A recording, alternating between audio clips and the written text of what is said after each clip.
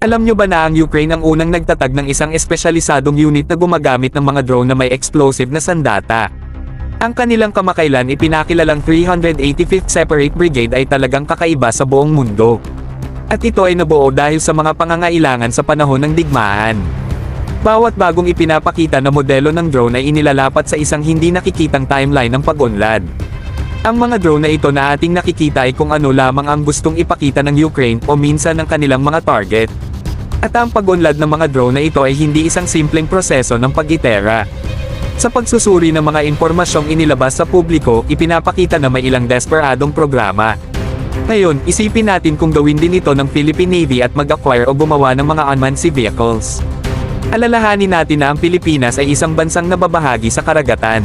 Ang mga posibilidad ay malawak tulad ng ating mga karagatan. Advanced unmanned sea vehicles na nagpapatrolya sa ating mga karagatan, nagpapalakas sa ating mga kakayahan sa pagtatanggol at nagpapalakas sa ating seguridad. Parang may isang pangkat ng mga bayaning walang takot na nagbabantay sa ating mga interes sa karagatan. Ang pagsasagawa ng ganitong teknolohiya ng Philippine Navy ay magiging isang malaking pagbabago. Pero huwag nating kalimutan na ang pag-unlad ng mga unmanned sea vehicles ay hindi simpleng gawain. Ito ay nangangailangan ng maingat na pagpaplano, pananaliksik, at isang kahit kaunting tatak ng Pinoy na katalinuhan. Kailangan nating mag-adapt at mag-inobasyon na isinasaalang-alang ang ating mga espesyal na hamon at pangangailangan.